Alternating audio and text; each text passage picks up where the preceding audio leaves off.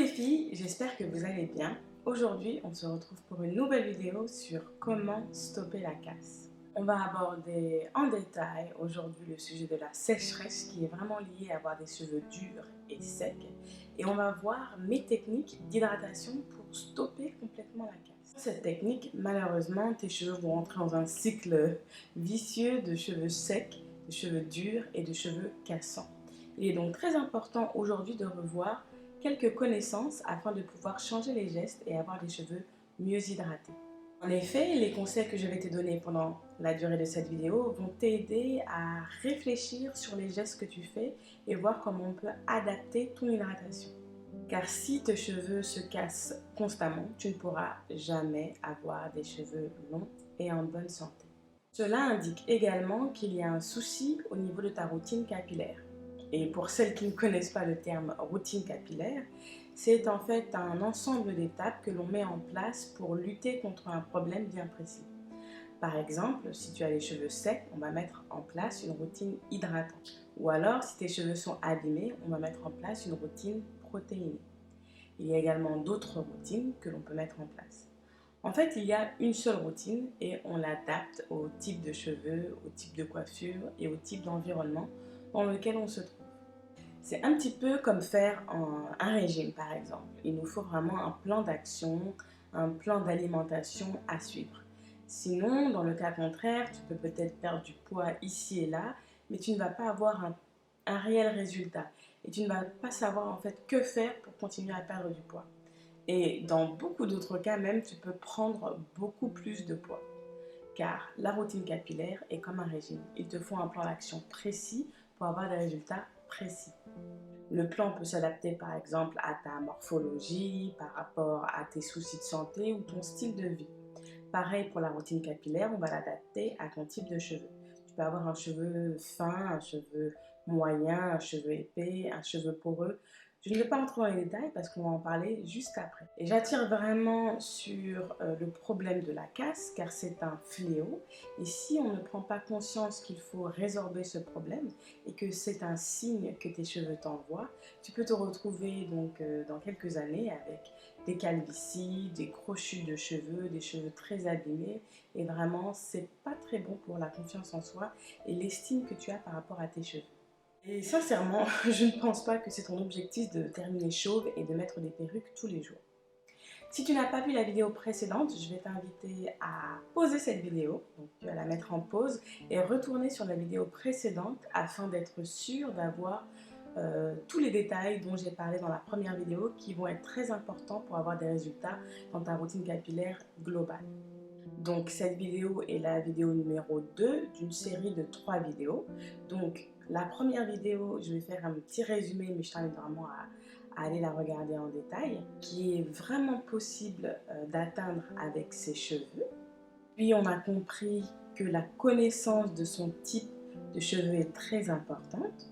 J'ai également partagé des différentes captures d'écran des personnes qui ont enfin compris à prendre soin de leurs cheveux. Surtout, on a parlé des 3 libertés que de connaître ton cheveu va apporter à ta vie. Donc ça, c'est très important et je t'invite à la regarder. On a terminé par la majorité des sentiments que les challengers ou les participants de mes anciennes formations ont ressenti, qui était vraiment une acceptance de soi, être en harmonie avec soi-même, de comprendre son cheveu, d'avoir comme un poids qui s'en allait du combat en fait contre ses cheveux quotidiennement, d'avoir gagné en confiance en elle, de se sentir belle, sourire plus souvent et en fait d'avoir ses cheveux comme en fait un atout. Donc ça, c'est vraiment le deuxième effet de la connaissance de son cheveu. Donc je vais t'inviter à retourner voir la première vidéo. C'est vraiment un passage obligé dans la découverte de son cheveu. Et si tu n'as pas ces libertés et ces sentiments par rapport à tes cheveux ou à ta vie aujourd'hui, c'est très important que tu écoutes le message qui va arriver. Et donc je vais vraiment t'inviter à voir cette vidéo en premier et ensuite revenir voir le message que je vais te donner maintenant. C'est parti. Alors, quand on commence sa routine capillaire, c'est vraiment essentiel d'éliminer la casse ou au moins de la minimiser. Je ne vais jamais te le dire assez, quand on veut hydrater son cheveu, ça va commencer avec de l'eau.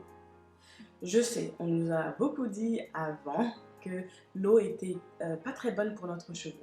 Mais en fait, encore une fois, tout est faux. Il faut tout barrer, tout rayer et reprendre sur des bonnes bases. Car beaucoup ou nombreux sont celles qui faisaient des shampoings peut-être une fois tous les 2 mois ou alors quand elles enlevaient leur tresse ou leur tissage afin de refaire leur coiffure protectrice, elles faisaient un shampoing avec un savon qui traînait par là et ensuite on reposait la coiffure. Et là, pendant cette étape du shampoing, on se retrouve avec les cheveux archi secs, archi durs, difficiles à démêler et des cheveux en fait très rêches. Donc on n'aimait pas vraiment se faire des shampoings sur le cheveu. Donc dis-moi si tu avais le même souci en commentaire, mais c'était le cas pour moi. Mais en fait, si le problème persiste des cheveux secs ou des cheveux qui se cassent, il faut changer ou adapter une des étapes de ta routine capillaire. Donc quand on parle d'hydratation, une fois de plus, on va parler donc d'eau. Par exemple, quand on a soif ou quand tu as une bouche sèche, comme moi par exemple, qu'est-ce que tu fais? Tu bois de l'eau ou de l'huile ou carrément un beurre? Je ne sais pas pourquoi beaucoup de personnes encore continuent à utiliser beaucoup d'huile dans une routine capillaire où le cheveu est très sec, car en fait c'est un cercle vicieux de sécheresse. Si je veux m'hydrater, je vais boire de l'eau, car les huiles et les beurres vont avoir un effet totalement inverse sur l'hydratation du cheveu. Car parfois tu vas mettre de l'huile sur ton cheveu, tu vas te dire oh il est doux, et puis 1 heure après il sera archi sec, archi gras et encore de nouveau très sec. Et je sais que beaucoup de personnes m'ont dit toujours j'hydrate mes cheveux mais l'hydratation ne tient pas, en fin de journée ou même après 2 heures, le cheveu redevient sec. Donc avant de commencer à hydrater ton cheveu avec de l'huile de ricin, beurre de karité, beurre de mangue, etc., on va déjà voir ton type de cheveux pour adapter les produits aux besoins de tes cheveux. Car dans le cas contraire, ils vont devenir ternes et une accumulation de produits est néfaste à la santé du cheveu. Mais bon, après, si on n'a aucune connaissance, c'est normal de ne pas savoir. Aujourd'hui, on va apprendre. Si tu apprends quelque chose de nouveau, il faut taguer une amie en commentaire et me dire si vous aussi vous utilisez des huiles quand vous hydratez vos cheveux et quelle huile vous utilisez, car c'est important de changer en fait cette petite pensée par rapport à l'hydratation. Et dès que tu comprendras comment évaluer les produits par rapport à ton type de cheveux, tu vas avoir un total changement dans la manière dont tu hydrates tes cheveux et celle dont tu hydrates les cheveux de tes enfants. Alors, est-ce que tu es prête? Déjà, pour hydrater donc son cheveu, il faut être sûr que le produit est adapté à l'épaisseur de son cheveu. Donc c'est pour ça que j'ai cité précédemment fin, moyen et épais, car on peut avoir un cheveu fin, moyen et épais, même si on a l'impression que si on a un cheveu afro, le cheveu est épais, non. On peut très bien avoir une grande afro et des cheveux fins, ou alors on peut avoir des cheveux lisses et des cheveux qui sont très épais. Donc ça va totalement dépendre de ton type de cheveux. Comment savoir si tu as un cheveu fin, épais ou moyen? Il y a plusieurs tests, et d'ailleurs dans la formation, ce sont des tests que l'on va faire pour vraiment savoir quel est son type de cheveux. Donc dans la formation, on va faire 7 types de ces tests, pour vraiment définir comment adapter sa routine capillaire à son cheveu. Là, je vais vous en donner 3. Donc pour le cheveu fin, moyen et épais, on va prendre un de ses cheveux, par exemple dans un peigne, dans une brosse, pas besoin d'arracher un nouveau cheveu, et le mettre côte à côte avec du fil, comme du fil de couture. Si le cheveu est inférieur en épaisseur par rapport au fil de couture, votre cheveu est fin. Si votre cheveu est supérieur au fil de couture, ça veut dire que votre cheveu est épais. Et si votre cheveu est donc égal au fil de couture, à l'épaisseur, donc votre cheveu est moyen. Donc c'est important de savoir ce détail. Donc je vous invite à faire ce test. Ensuite, si votre cheveu se casse tout le temps, c'est qu'en fait, il y a un manque d'élasticité à l'intérieur du cheveu. Donc là, petit cours rapide de chimie, parce que le soin du cheveu a vraiment une science derrière l'utilisation des produits. Le cheveu se comporte de 3 parties. Donc une partie extérieure qu'on appelle la cuticule qui va protéger le cheveu, une partie intérieure qu'on appelle le cortex où toutes les données sont enregistrées dans cette partie, et pour certains cheveux, souvent les cheveux épais, il y a une 3e partie qui est à l'intérieur du cortex qui s'appelle la médula.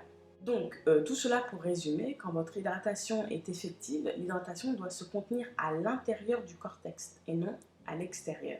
Donc là on va le voir juste après avec le scellage de l'hydratation et je vais vous en parler plus en détail. Je vais revenir sur le thème d'élasticité qui est vraiment la capacité de ton cheveu à s'étirer et à revenir à sa forme initiale sans se casser. Donc par exemple, pour te donner une idée, c'est par exemple quand tu fais des chignons, quand tu te tresses, tu peux toucher tes cheveux, les peigner. Donc là, l'élasticité va rentrer en jeu pour minimiser la casse. Donc ton cheveu va voilà, s'étirer pour la tresse ou s'étirer pour faire un chignon ou s'étirer quand tu vas le peigner et il va revenir à sa forme initiale ou sa boucle initiale sans se casser. Mais dans le cas où l'élasticité est très faible, où la sécheresse est très élevée, voilà, le cheveu ne va pas pouvoir en fait s'étirer, il va automatiquement se casser. Donc quand on a un cheveu fin, moyen, épais, on va hydrater de manière différente car les produits seront différents. Mon conseil, c'est que pour les cheveux fins et moyens, prenez plutôt des laits et pour les cheveux donc moyens à épais, plutôt des crèmes. Si vous prenez des huiles pour hydrater, vous allez avoir les cheveux cassants à tous les coups. Et si vous prenez des produits trop épais pour votre type de cheveux, vous allez avoir une accumulation de produits et là votre cheveu va encore se casser. Après, deuxièmement, il faut savoir si ton cheveu est poreux ou moins poreux. En deuxièmement, on va parler de porosité. Car en effet, le cheveu peut être très poreux ou moins poreux. Après, il y a des cheveux avec une porosité normale, c'est quand on a vraiment acquis une bonne routine capillaire qui est adaptée à son cheveu. Mais d'abord, qu'est-ce que la porosité? La porosité est la capacité du cheveu à absorber l'hydratation et surtout de la retenir dans notre cas d'hydratation et d'avoir des cheveux bien hydratés. Là encore, il y a 3 échelles, donc faible, moyen et fort, comme je vous avais dit. Moyen, c'est donc normal, faible et fort. Le cheveu est considéré comme poreux quand il absorbe très rapidement donc l'hydratation. Malheureusement, dans le cas où il absorbe rapidement l'hydratation, c'est-à-dire que le cheveu absorbe tous les produits, par exemple quand tu mets un soin sur ton cheveu, tout le soin est absorbé par ton cheveu, ou quand on hydrate ton cheveu, tu as l'impression qu'il boit tout le produit. Donc le cheveu va dans ce cas-là absorber l'hydratation, mais également il peut en fait faire partir l'hydratation très vite. Et là, donc, je vous expliquais précédemment, ou je t'expliquais précédemment que la cuticule, donc qui est la barrière protectrice du cheveu qui se retrouve donc à l'extérieur en fait du cheveu, va avoir une capacité donc inférieure à retenir l'hydratation. Donc, dans ce cas-là, il est important de sceller l'hydratation, donc de maintenir l'hydratation à l'intérieur du cheveu. Et j'expliquerai ce terme plus en profondeur donc, dans quelques instants, car il est essentiel de connaître sa porosité. Et dans les porosités qui sont fortes, il faut toujours mettre des étapes en place pour garder l'hydratation à l'intérieur. Dans le cas contraire d'un cheveu qui est peu poreux, donc les cuticules ne s'ouvrent que très difficilement à l'hydratation. Donc c'est bien car quand on hydrate, l'hydratation reste à l'intérieur, mais quand on hydrate, si on ne prend pas des gestes en amont pour faire rentrer l'hydratation ne va pas rentrer. C'est donc important pour ce type de cheveux d'utiliser une source de chaleur afin d'ouvrir les cuticules, faire rentrer le produit hydratant et ensuite d'utiliser la technique du scellage de l'hydratation, dont on va parler donc juste après, pour pouvoir retenir cette hydratation. Et là, en technique de chaleur, on peut utiliser des steamers, par exemple des casques chauffants, des casques à vapeur, des charlottes en plastique, des sacs de supermarché, enfin quelque chose qui va vraiment venir concentrer la chaleur au niveau du cuir chevelu et du cheveu pour ouvrir les cuticules afin que le soin ou le produit hydratant puisse rentrer efficacement dans le cheveu. Après, petite astuce, on peut utiliser un produit également avec un pH plus bas pour vraiment aider à refermer la cuticule. Et d'ailleurs, qu'est-ce que le pH? Le pH, pour te rappeler de tes cours de chimie, c'est l'abréviation du potentiel hydrogène. Donc, le cheveu, pour te rappeler tes cours de chimie, l'abréviation du pH, c'est potentiel hydrogène. Et ce paramètre sert à définir si le milieu est acide ou basique. Donc, pour résumer, en fait, ton cheveu et ton cuir chevelu sont acides, donc le pH est entre 3,5 et 5,5. Il est intéressant d'utiliser des produits qui sont dans ces pH compris entre 3,5 et 5,5. Donc 7, c'est neutre, c'est par exemple l'eau. Donc, si tes produits n'ont pas un pH qui est adapté ou que tu n'utilises pas des produits qui sont adaptés à ton type de cheveux, tu peux toujours te retrouver avec des cheveux archi secs et très durs. On peut également parler des sulfates parce que ce sont également des produits, des ingrédients qui sont contenus dans ton shampoing. Et si les sulfates, qui sont les agents détergents, sont très agressifs, donc si tu te laves les cheveux avec un produit qui contient les sulfates, cela peut enlever les huiles naturelles de ton cheveu et avoir un cheveu qui est constamment sec et terne. Voilà pourquoi l'une des raisons pour lesquelles tu as toujours les cheveux secs peut être en cause avec la non-connaissance de ton cheveu. Donc si tu n'adaptes pas tes produits à ton type de cheveux et que tu ne lis pas les ingrédients, tu vas te retrouver avec toujours un cercle vicieux de cheveux secs et archi secs. Donc pour résumer, faire un soin par semaine et hydrater ses cheveux avec des produits non adaptés n'est pas la solution. Et également, essayer de trouver le produit miracle pour hydrater ses cheveux ne va pas vraiment avoir un effet bénéfique car cela n'est pas possible. Donc dans ma formation, c'est vrai qu'on prend le taureau par les cornes et on commence déjà avec les 7 tests pour connaître son type de cheveux, parce que c'est pas tout de connaître sa boucle de cheveux type 4A, 4B, 4C. Il faut également connaître comment son cheveu va réagir aux produits et les ingrédients. Après, bien sûr, il y a des gens qui vont me dire qu'ils ont des tantes ou arrière-grand-mères qui utilisaient uniquement du beurre de karité dans leur pays, par exemple, où il y a des années, elles avaient les cheveux très longs. Mais là, on ne sait pas dans quelles conditions elles utilisaient le beurre de karité. Par exemple, ces personnes peuvent habiter dans un environnement qui est humide et avoir voilà, les cheveux toujours hydratés par rapport à l'humidité qui se trouve dans l'environnement, ou alors utiliser le beurre de karité après avoir pris une douche. Et donc là, en fait, elles sont en train de sceller l'hydratation, on en parlera juste après. Ou alors, il y a d'autres personnes qui vont me dire qu'elles ont donc cette copine qui fait des tresses tout le temps et qui a des cheveux en bonne santé. Elle ne fait aucune routine capillaire, aucun soin, elle fait juste des tresses. Mais là, encore une fois, donc, il y a des routines capillaires où l'on ne fait rien et on a des résultats. Mais on a des résultats parce qu'en fait, on ne manipule pas le cheveu, mais quand on commence à le manipuler, il se casse. Et donc, c'est toujours important de bien connaître les variantes pour pouvoir vraiment adapter les routines capillaires. Et pareil, pour les vaporisateurs, on va me dire oui, moi j'utilise un vapo, je mets de l'eau, des huiles, des infusions, des gousses d'ail, etc., etc. Là, même dans ce cas-là, on ne peut pas savoir comment l'hydratation se passe. Parce qu'on ne sait pas si quand vous allez mettre le spray dans votre cheveu, si c'est l'eau qui va toucher votre cheveu en premier ou l'huile. Et dans le cas où c'est l'eau qui touche le cheveu en premier, donc l'hydratation va être efficace. Mais si c'est l'huile qui touche votre cheveu en premier, là, l'hydratation va être moins efficace. Parce que quand je vais vous apprendre donc, le scellage d'hydratation, vous allez voir que l'huile passe en dernier dans la technique que je vais vous expliquer, afin que l'eau reste à l'intérieur et l'huile à l'extérieur. Si l'huile est en premier, l'eau va rester à l'extérieur et donc l'hydratation sera à l'extérieur de votre cheveu et tu vas te retrouver malheureusement avec un cheveu sec. Il est temps alors de se pencher sur le sujet de comment hydrater son cheveu efficacement et de voir en fait toute la routine capillaire. Donc là, il n'y a pas de produit miracle, mais une routine capillaire vraiment avancée qui va te permettre d'hydrater ton cheveu à chaque étape de ta routine capillaire. Alors, la routine capillaire commence obligatoirement avec un shampoing, parce que le shampoing va enlever toutes les accumulations de produits, de gras, de saleté sur ton cheveu. Donc si tu commences à hydrater ton cheveu sur un cheveu sale, tu n'auras aucune chance d'avoir un cheveu qui soit hydraté efficacement. Et dans le cas de shampoing, il faut vraiment regarder les ingrédients et rester à l'écart des sulfates. Donc dans le cours, je vous dis exactement quel sulfate rester à l'écart parce que c'est important de connaître les ingrédients. Mais dans ce cas-là, si après le shampoing tes cheveux sont secs, c'est juste pas le bon shampoing. Ensuite, quand on veut hydrater son cheveu, on passe avec un soin hydratant et on passe pas avec un co-wash qui est vraiment une technique de soins lavant sans shampoing, mais là encore, je ne crois pas aux produits 2 en 1, 3 en 1, j'ai même vu des 4 en 1 parce que chaque produit a sa spécificité. Donc il faut bien recadrer les choses et utiliser des produits étape par étape. Et dans les soins hydratants, il faut toujours faire attention que les étiquettes ne comportent pas des protéines cachées. Parce que des fois, on met un soin hydratant en pensant que le cheveu sera bien hydraté, mais on se retrouve toujours avec un cheveu qui est un petit peu sec, et c'est parce que les protéines viennent se cacher dans les formulations. Donc là encore, dans la formation, je vous indique quel type de soins utiliser, quel ingrédient regarder et quel ingrédient éviter, parce que sinon on n'aura pas les mêmes résultats.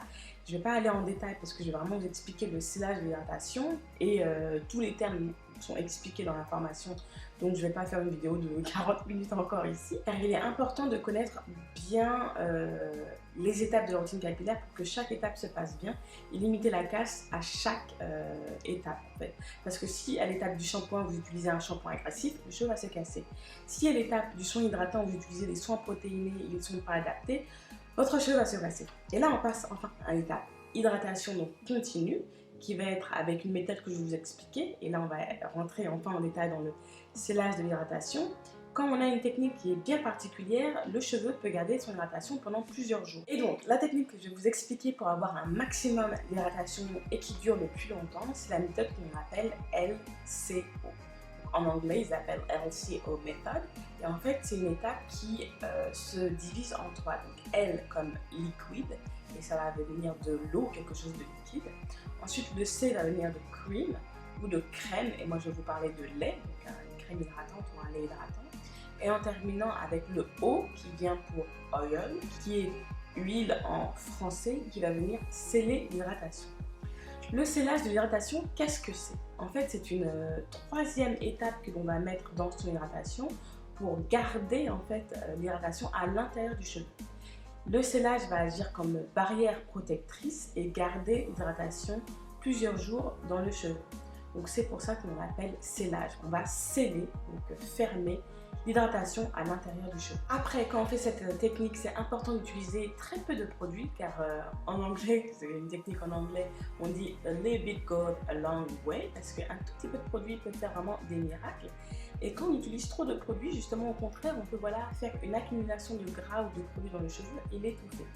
Donc je sais que beaucoup de personnes, et comme moi avant, on pensait que beaucoup plus c'est mieux, donc beaucoup de crème, beaucoup d'eau, les cheveux vraiment avec l'eau qui tombe, les huiles, on peut faire même des frites avec ou des beignets, j'adore les beignets.